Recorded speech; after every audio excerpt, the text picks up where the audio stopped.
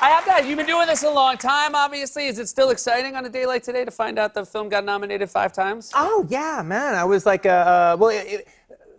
in particular, the Hollywood Foreign Press, they've been kind of sweet to me my whole career.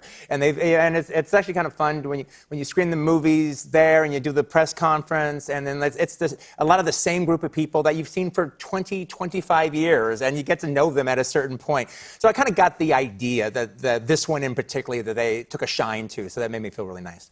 When you originally got the idea, because obviously, at this point, I'm assuming most people have seen it, but Charles Manson's a character, Yeah. Sharon Tate's a character, but basically the main character in a stuntman, that was the inspiration, Yeah, right? That was the seed of this idea. And what gave you this idea to sort of have your 2 main characters being an aging star and a stuntman? Well, it was actually interesting because I've been working on this piece for about 5 or 6 years, not in any really hurry, just kind of exploring it, writing and moving the rock up the hill for a while, then putting it aside and doing something else. But the first actual, I guess, thing where it caught fire was I was doing a movie, and it had kind of like an older action-y actor in it.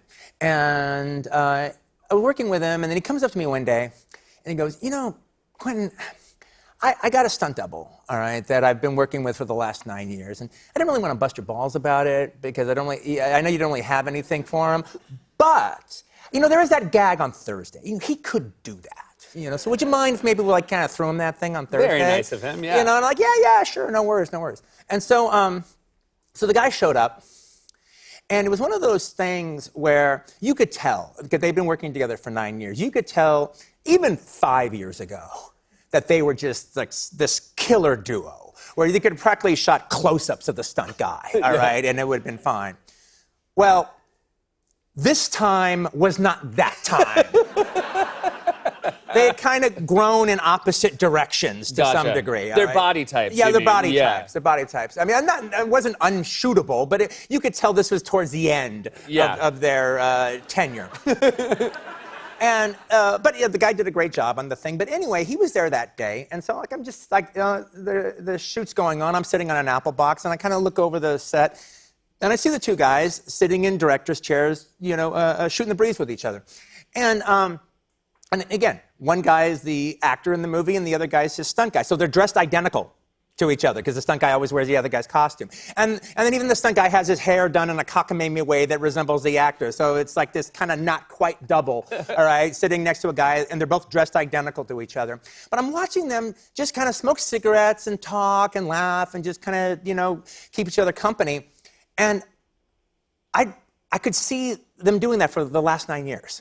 Because an actor, he does this movie, he does that movie, he knows people on this movie, maybe this new movie, he doesn't really know anybody, but he knows the stunt guy. Sure. And the stunt guy's got a lot of stuff to do, but part of his job is to just, be the guy's buddy.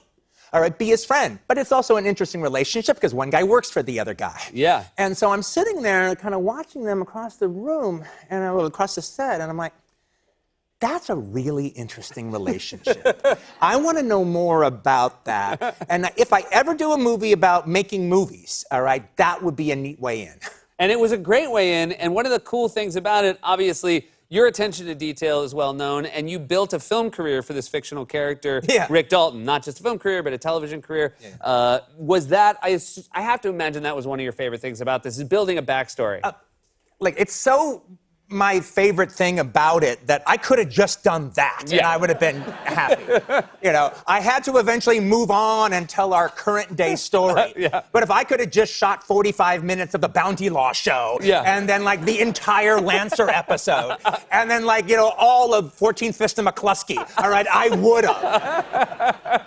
And it obviously, is a love letter of sorts to Los Angeles in the late 60s. You grew up in LA in the early 70s. What was your childhood like? Was your mom strict? Well, look, I grew up in that late 60s, early 70s time, as far as I'm concerned, the greatest time of American movies ever. And I saw them all when I was a kid, when I was 9, 10, 11. I saw The Godfather when it came out. I saw The French Connection when it came out. I literally saw The Wild Bunch on a double feature with Deliverance when I was in 3rd grade. Wow, that's not a lot of stuff you're learning in 3rd grade. But, you know, but frankly, it was one of those things where, well, at one point I asked my mom, I was like, I kind of started realizing that I was allowed to see movies that the other kids in class weren't allowed to see. And so, you know, I asked her, I go, hey, Mom, you know, my other friends aren't able to see the kind of movies that you take me to go see.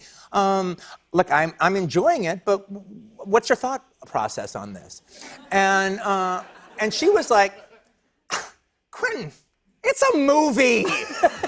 There's nothing you're gonna see in a movie that's gonna screw you up. It's a damn movie.